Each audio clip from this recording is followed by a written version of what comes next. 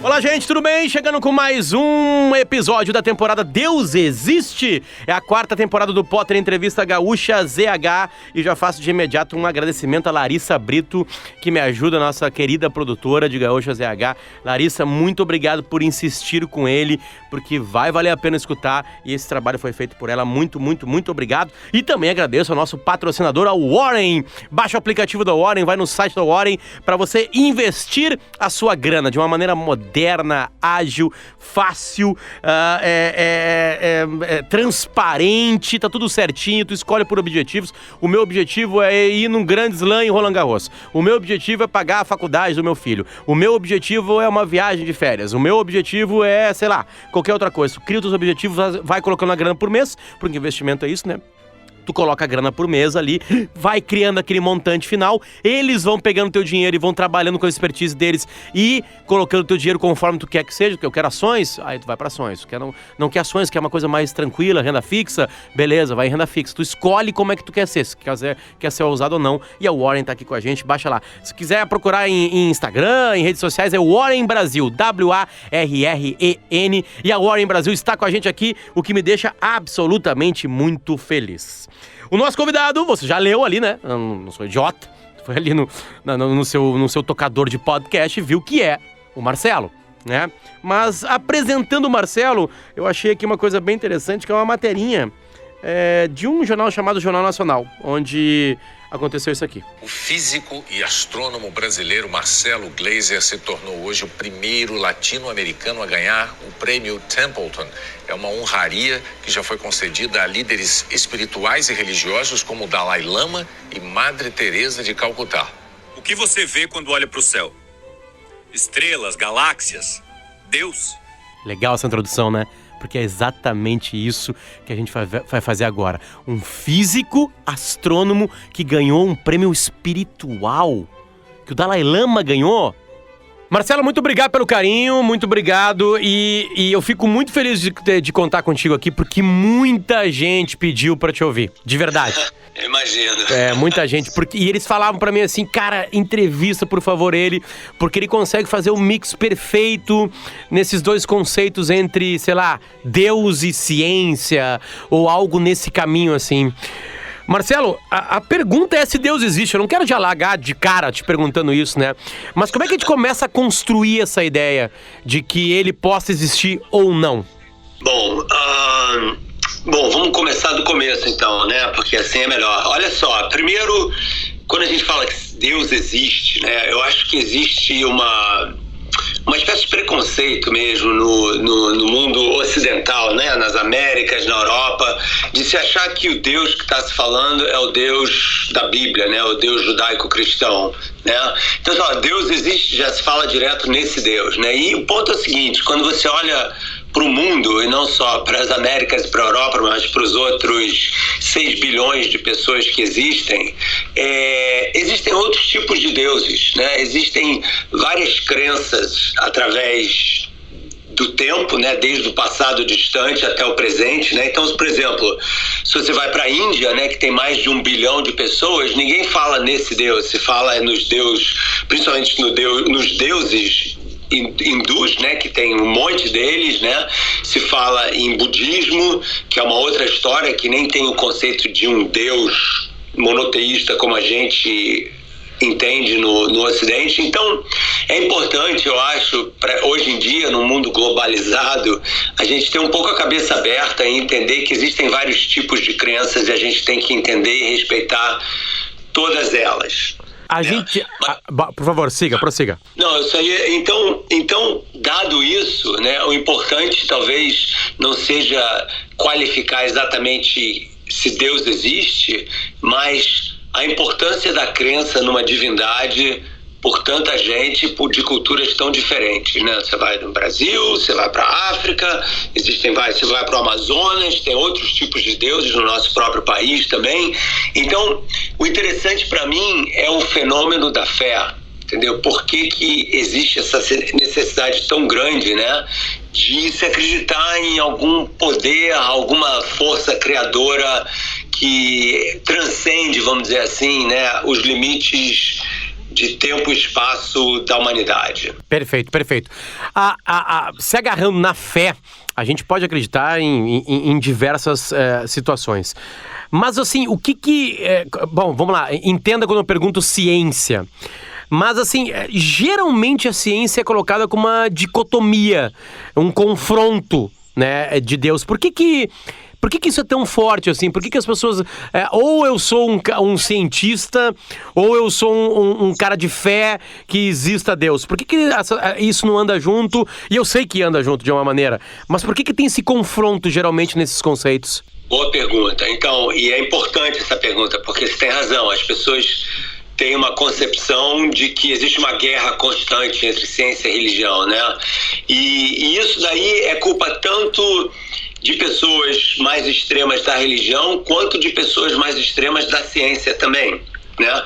Por que isso? Porque vou falar um pouco dos cientistas aqui. Então, vários cientistas bem famosos, tipo Richard Dawkins, que escreveu um livro que no Brasil foi publicado com o título de Deus, o Delírio, né? Ou Um Delírio, e o Stephen Hawking e um bando de outros que dizem que a ciência prova a inexistência de Deus, ou acha o conceito de Deus absurdo. E o ponto é que a ciência não acha nada disso, entendeu? Então eu gostaria de fazer uma limpeza geral aqui nessa história, entendeu? Porque a ciência não mata Deus. A ciência não tem nenhuma coisa concreta a dizer sobre a existência de uma divindade, entendeu? Muito pelo contrário, a ciência não pode afirmar nada de caráter final com relação a isso. Eu vou explicar por quê. Porque olha só, como é que funciona a ciência, né? A gente tem uma hipótese. Por exemplo, a Lua gira em torno da Terra, né? Então você tem essa hipótese, você vai, observa a Lua, entendeu?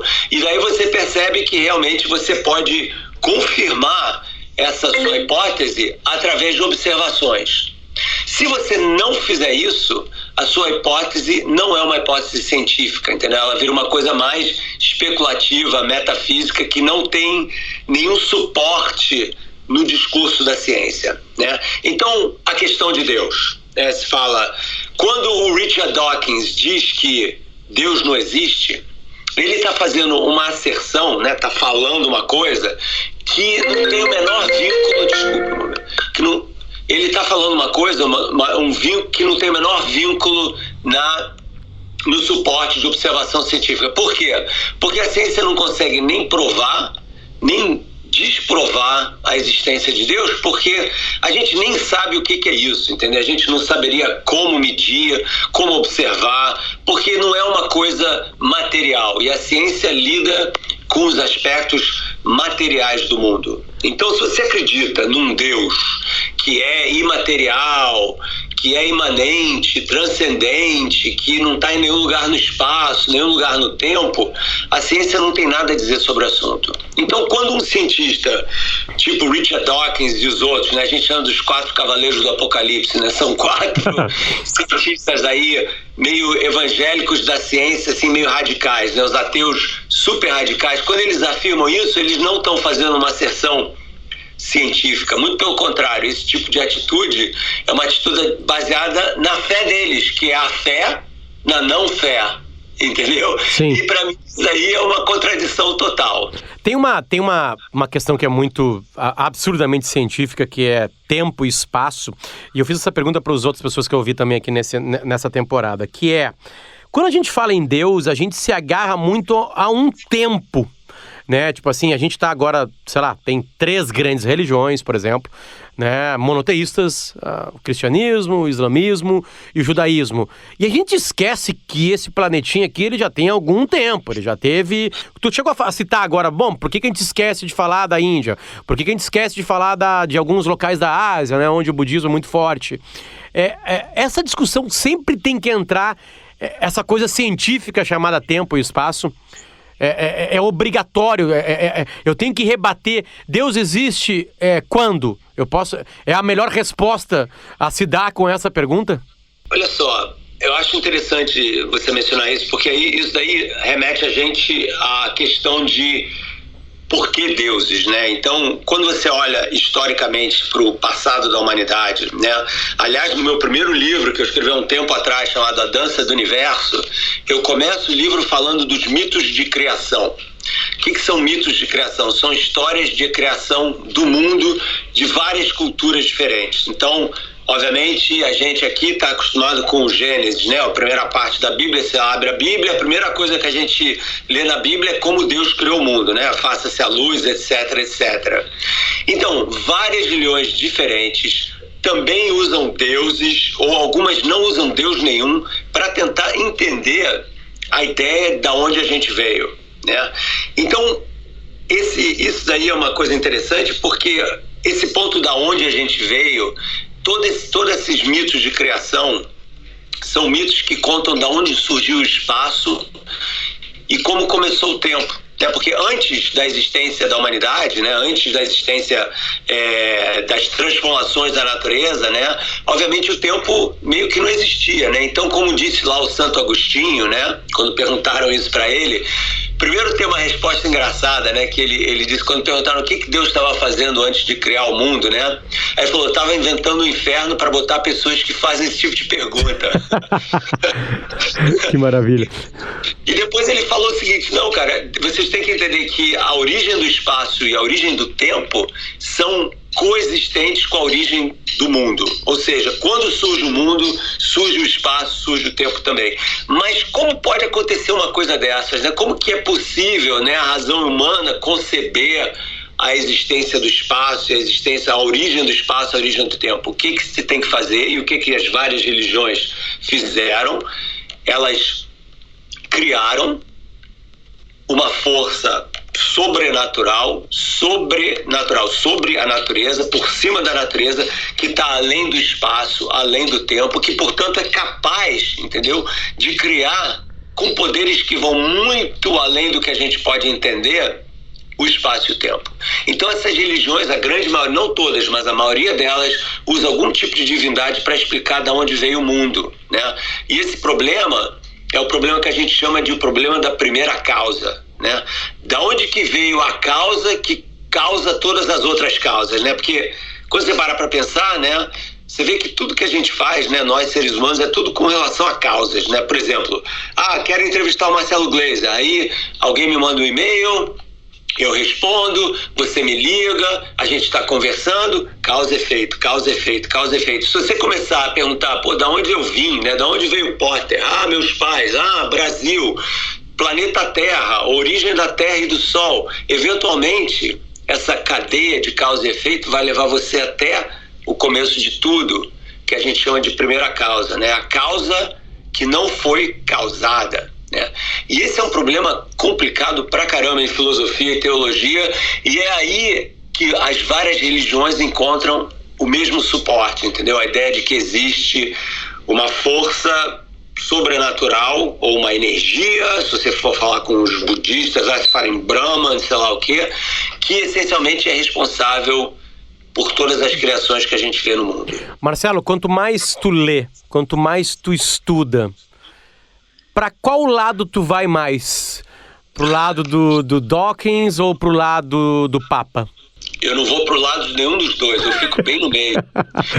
Porque olha só, então é bom você ter perguntado isso. Eu sou um cara que, apesar de ter ganho lá o prêmio Templeton, né, que é um prêmio que foi dado para vários líderes religiosos e tal, eu me considero e me declaro uma pessoa agnóstica. E é importante a gente fazer essa distinção entre uma pessoa que é ateu e uma pessoa que é agnóstica, né? O ateu, pelo menos o ateu mais radical, né? Porque tem ateu de tudo quanto é jeito, né? Mas o ateu mais radical, tipo Dawkins e etc., eles fazem essa declaração de que Deus não existe sem nenhum suporte em observação nenhuma. Sim, sim. Já os outros, os religiosos mais fervorosos, vamos dizer assim, dizem que Deus existe como artigo de fé e eles não têm a menor dúvida disso. Os agnósticos dizem o seguinte, olha, eu não vejo nenhuma evidência para acreditar na presença de alguma divindade no mundo, mas por outro lado, eu tenho que ter a humildade de aceitar o fato de que eu não conheço tudo que existe no mundo, tudo que existe na natureza, nas pessoas, e portanto eu tenho que manter uma cabeça aberta para o que pode vir por aí. Né? Porque a pior cegueira que existe é aquela da pessoa que não quer enxergar mesmo quando uma coisa está na sua frente. E o agnóstico é um cara que não tem essa cegueira, entendeu? Ele ou ela se coloca de uma forma restrita, dizendo, olha, eu não vejo Deus no mundo, mas por outro lado é possível que exista alguma coisa que eu ainda não tenha conhecimento sobre. É absolutamente uma pergunta de bar, é uma pergunta de grupo de família do WhatsApp, Marcelo, mas eu gosto do jeito que as pessoas respondem essa pergunta. Todo mundo diz que o cara é ateu até o avião tá caindo. Todo mundo diz que hoje, mais modernamente falando, um amigo meu falou esses dias, todo mundo diz que é ateu, mas quando o marido ou a esposa pega o celular e já começam a rezar, já começam a entrar em desespero, assim, né? Porque pode acontecer alguma coisa ali. O ser humano, assim, no aperto, e desculpa, eu sei que é rala a pergunta, mas tu vai entender o sentido dela. Ele busca a ciência ou ele busca o sobrenatural? Boa pergunta. Eu acho que, bom, primeiro, se o cara tá no avião ou tá usando o celular, né, sem ciência não ia ter nem avião nem celular. Então, é importante a gente qualificar esse ponto, né? Então, se você entra no avião é porque você confia na ciência, né? Porque você já pensou, se os cálculos dos engenheiros e dos físicos estivessem errados, o avião ia cair, não ia voar, ia ser um desastre total. Então, obviamente, a gente tem esse respaldo aí. Mas é claro que o ser humano não tem uma dimensão só, entendeu? Você não pode ser um cara que é puramente racional. Podem até existir pessoas assim, mas eu imagino que sejam pessoas profundamente infelizes, né? E você não pode ser também completamente espiritual. Eu acho que na vida a gente tem que ter um equilíbrio, né? E a gente também tem que entender que na hora do sufoco, como você falou, né? O aperto emocional e tal, a gente tenta invocar o que a gente pode, né? O ser humano é um ser humano que tem uma capacidade de crer essencial à existência dele ou dela, né? Isso é uma coisa muito importante de entender, né? Nós, ao contrário de um cachorro, de uma baleia, né? Eles não têm uma religião que a gente saiba, né? A religião do cachorro é comida, né? E os donos são, assim, os provedores de comida, e tem aquela relação super legal entre o cachorro e o dono e tal, mas eles não creem num Deus, né, e tal. E a gente crê, porque a gente é um animal muito estranho, entendeu? A gente é um animal meio paradoxal, porque ao mesmo tempo que a gente sabe que a gente é animal, né, que a gente tem que comer, que a gente tem que ir ao banheiro, que a gente também sabe que um dia a gente vai morrer. A gente tem essa consciência da nossa mortalidade, e essa consciência da nossa mortalidade confunde a gente pra caramba, né, porque a maioria das pessoas que estão bem emocionalmente gostam da vida, né? A gente gosta de viver é bom pra caramba, né? É um barato você poder amar alguém, você jogar alguma coisa com os amigos, você se divertir, né? Você beber uma cerveja, você tá no bar fazendo essas questões existenciais e tal. Então, viver é muito bom, né? Viver é uma coisa muito boa, mas você saber que é uma coisa temporária é muito difícil, né, da gente aceitar. Então, é óbvio que a gente vai ensaiar um monte de cenários alternativos aí para que a gente possa se preparar para o fato de que um dia essa vida vai terminar. E será que é o fim de tudo? Será que é o começo de alguma outra coisa, né? E aí vem a inventividade, a imaginação humana. E eu acho que cada ser humano responde a isso, entendeu? De uma maneira muito pessoal e muito subjetiva, né? E contanto que a pessoa esteja feliz com as escolhas que ele ou ela estão fazendo com relação a isso, por mim tudo bem, né? No meu caso, né, você pergunta, imagino que você queira saber o que eu acho, né? Eu acho que se o avião cair, entendeu? E eu estiver dentro dele e saber que eu vou morrer, a coisa que mais vai me desesperar não vai ser a minha morte imediata, porque aí morreu, acabou, né? Pelo menos para mim, mas vai ser a dor que as pessoas que me amam vão sentir quando eu me for. Esse pra mim é o problema. E naquela queda, a fé aparece, o que mais, exatamente naquele momento, assim, o que mais aparece. Eu te pergunto isso, porque até foi uma coisa engraçada, que eu perguntei pro Leandro Carnal isso aqui, e ele disse que viveu já uma situação como essa, chegando num aeroporto da África, e que ali ele viu o quanto ele não se agarraria, né, em uma força maior. Ele foi bem cético, assim, bom, beleza, tá caindo, é isso, vamos lá, acabou, que pena que foi aqui, porque eu tinha mais um monte de coisa pra fazer. Mais ou menos essa foi a resposta dele. Mas aquele momento de desespero mesmo, assim, o ser humano tende porque a expressão, ai meu Deus, ela aparece nesse sentido, mas não quer dizer que saia só da boca de alguém que tenha fé. Mas aquele momento do Glazer ali, sozinho com ele mesmo, o que vem na cabeça dele? Pô, vem um desperdício de vida. Entendeu? Eu também acho que eu seria mais parecido com essa pessoa aí que você falou. O Leandro Carnal, sim. Foi o Leandro? Foi o Leandro. Eu acho que seria mais... Eu realmente não ia dizer, então tudo bem, agora a minha alma vai encarnar em alguém, vai viver para sempre, etc. O meu negócio não é esse. Eu acho que, para mim, a grande tristeza da morte é perder vida. Perfeito. Marcelo Glazer, agnóstico. O que te transformou em agnóstico? A filosofia, Santo Agostinho, por incrível que possa parecer, o laboratório, a Bíblia te transformou em agnóstico. Qual é o teu caminho para chegar nisso? Qual foi o teu caminho para chegar nisso? Bom, então, um pouco da minha história, quer dizer, eu nasci no Rio de Janeiro, né, numa família judia, então eu tive uma formação tradicional do Antigo Testamento, né, de ler lá o Gênesis, etc., e Moisés, os escravos do Egito, o Arca de Noé, essas coisas todas. Eu fui para a escola até os 14 anos, estudando isso, e ainda, né? Então eu tive essa formação, mas eu nunca fui uma pessoa que acreditei naquele Deus. Eu sempre vi, pelo que eu me lembre, pelo menos, pelo contrário, eu tinha o maior medo daquele Deus, entendeu? Eu acho que as memórias que eu tenho de garoto, quando eu ia na sinagoga, né, que é a igreja dos judeus, para quem não sabe, era mais uma lembrança de medo, do medo que eu tinha do rabino. Em vez de ser uma figura que era confortadora, ele me parecia uma pessoa que me amedrontava, entendeu? Eu, um garoto de 9, 10 anos. E depois, um outro ponto fundamental aí na minha história é que eu perdi a minha mãe quando eu tinha 6 anos de idade, de forma trágica. E essa perda transforma a cabeça de uma criança de uma maneira completamente irreversível, que mostra que a vida é finita, que a morte é uma coisa presente na vida da gente, só que nenhuma criança merece isso, entendeu? Você não precisa saber dessas coisas quando tem 6 anos, mas eu soube. Então, para mim, o mistério maior não era a existência ou não de Deus, mas era por que a gente morre e o que significa o tempo, né?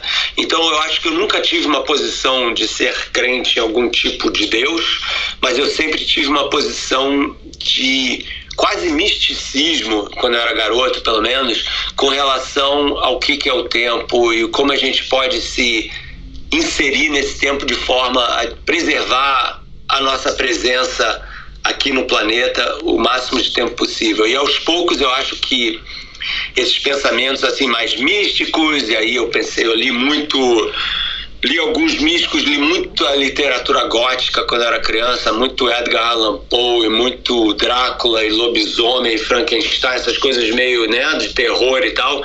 Eventualmente tudo isso foi focado na minha carreira acadêmica, um físico que trabalha justamente na natureza do espaço e do tempo. Então, de uma certa forma, até hoje eu estou engajado nessa busca, entendeu? Que é essa busca por entender o mistério do tempo e o mistério da longevidade das coisas. Muito da minha pesquisa em física é entender a estabilidade e a longevidade dos sistemas físicos, desde uma estrela até um átomo, entendeu? Então, eu acho que, na minha cabeça, a permanência e a perda, essa tensão entre a permanência, ou seja, uma coisa que fica contigo, e a perda, uma coisa que te deixa, né, por motivos que podem ser acidentais ou não, sempre foi a coisa que mais me marcou na vida e continua sendo. Eu acho que muito dessa minha obra paralela à ciência, né, de falar dos mistérios do universo, do espaço, do tempo, do meu respeito pelas religiões e tal, é um pouco um reflexo da minha vida, que sempre houve essa tensão entre o viver e o morrer. Perfeito. Com 6 anos de idade, nada pode ser maior do que uma perda que tu teve. Depois, e aí tu teve uma percepção muito agradável para uma criança de 6 anos de idade, né, daquela perda trágica. Depois disso, a religiosidade, o sobrenatural apareceu na tua vida para te acalentar.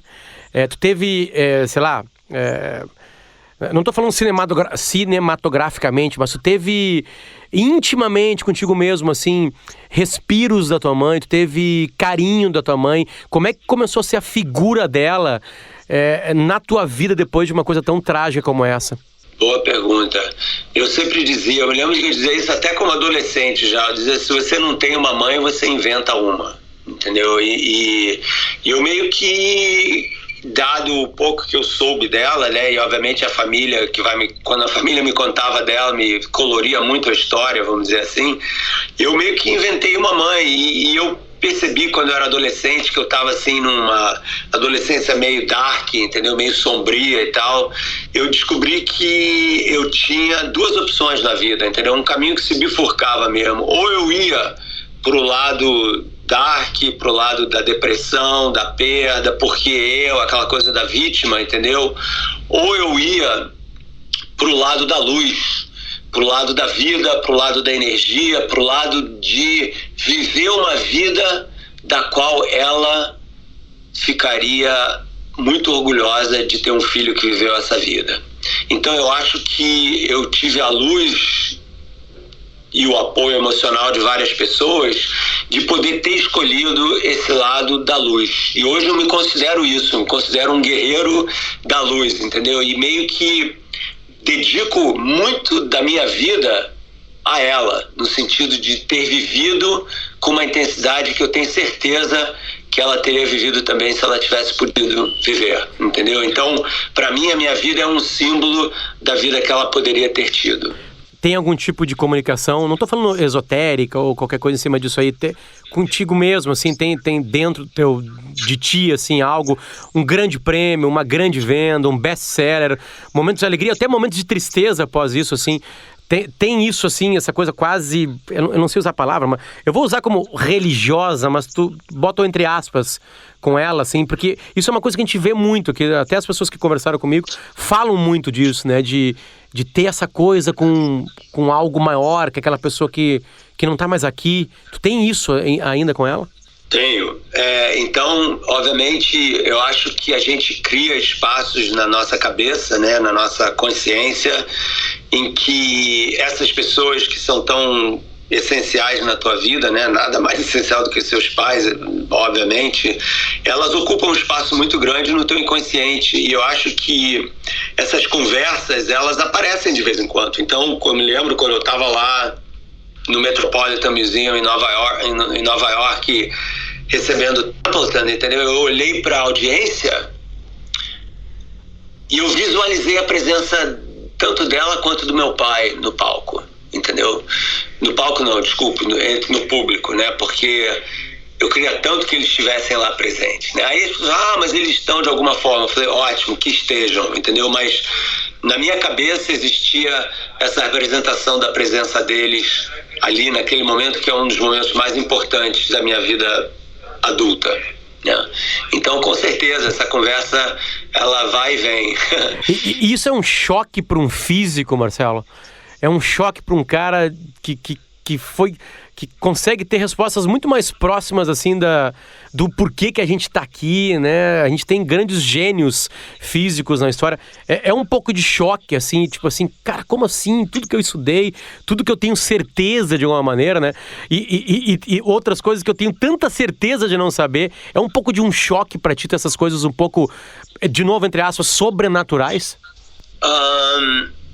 Não é um choque de jeito algum, porque o ser humano, como eu estava falando antes, né, é um bicho muito complexo, entendeu? Então, obviamente, eu como físico, né, eu estudo os aspectos materiais do mundo e faço isso de uma forma complexa, com muita matemática, com muita disciplina, etc. e tal. Mas eu não sou só isso, ninguém é só isso, entendeu? Nós somos múltiplos, nós somos muitos tipos de pessoas ao mesmo tempo, entendeu? Então, eu acho que não existe uma inconsistência, uma incoerência, contanto que eu não misture as coisas, entendeu?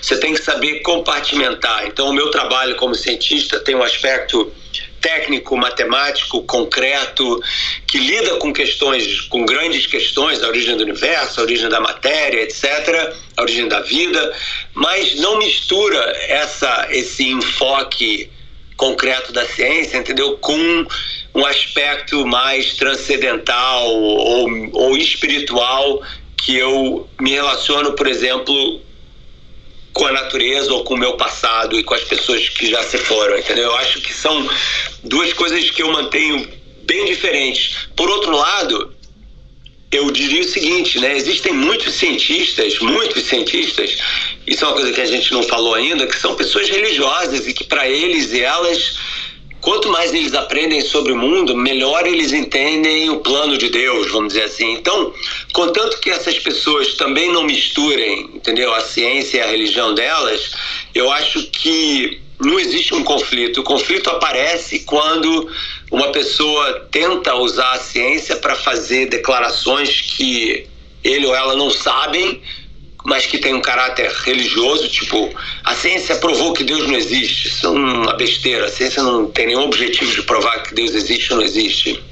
Ou vice-versa, quando pessoas religiosas acham que a religião tem alguma coisa a dizer sobre o mundo, sobre a teoria da evolução não existe, vamos adotar o criacionismo porque a teoria da evolução está errada. Não tem nada errado na teoria da evolução, entendeu? Então, quando existe esse tipo de crise, de interferência, aí é que o conflito aparece. Mas, em princípio, sabe, você pode ser uma pessoa profundamente espiritualizada e ter uma carreira científica muito boa. No meu caso, em particular, o Einstein era assim. O Einstein era uma pessoa que entendia esse aspecto espiritual da humanidade. Ele chamava de mistério, entendeu? Ele dizia que, para ele, a emoção mais profunda que a gente pode sentir como ser humano é o mistério, com M maiúsculo, né? Ele dizia que o mistério, ou seja, a relação com o desconhecido, né? Porque, se você parar para pensar, a ciência é uma conversa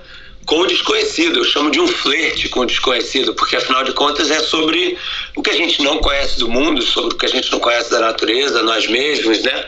Então, o Einstein dizia isso, que para ele essa emoção do mistério era a mola propulsora da criatividade da humanidade, tanto nas artes quanto nas ciências. Então ele falava que esse mistério da nossa existência, o fato de parte do universo ser compreensível, para ele era uma das coisas mais incompreensíveis que existem. Marcelo, tu tá numa janta, num lado da mesa tá um fervoroso ateu, e no outro lado da mesa, bem pertinho de ti os dois, tá um fervoroso religioso. Tu te vira pra qual lado pra conversar? Quem é o mais interessante? Da onde tu vai aprender mais? De onde tu vai tirar mais?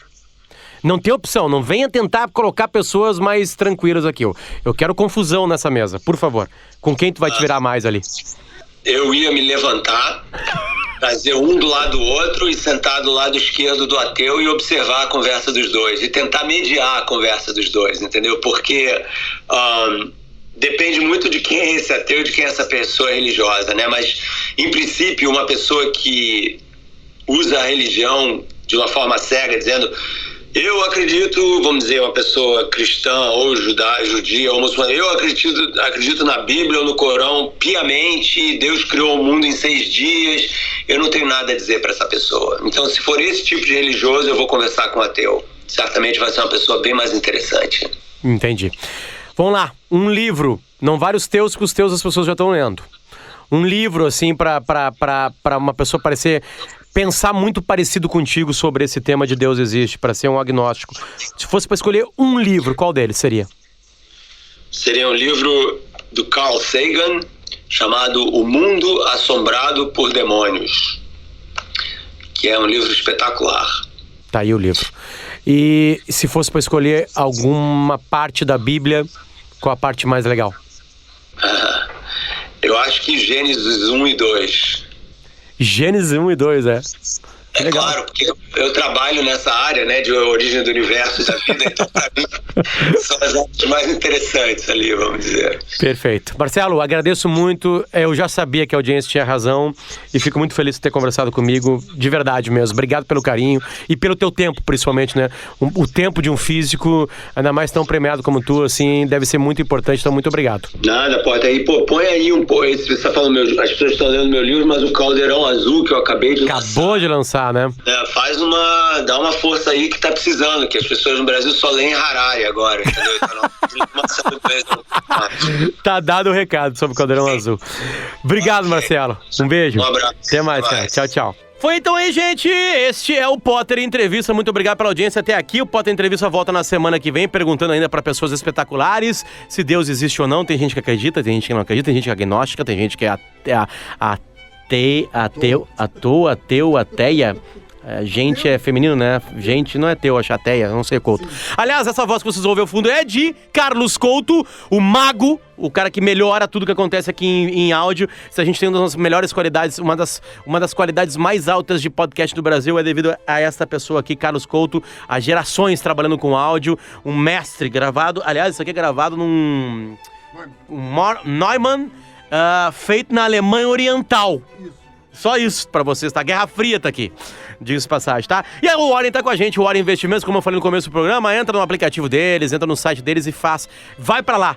Transparente, cristalino, legal de fazer, fácil e a tua grana muito bem investida. Certo, gente? Valeu, um beijo pra vocês. Um beijo pra Warren, um beijo pra Larissa Brito, que produziu o programa, um beijo pro Couto, que editou, e principalmente pra vocês que nos ouvem, porque o Potter Entrevista tem essa graça. Eu falo muito pouco, o entrevistado fala pra cacete, e aí você chega à sua conclusão ouvindo.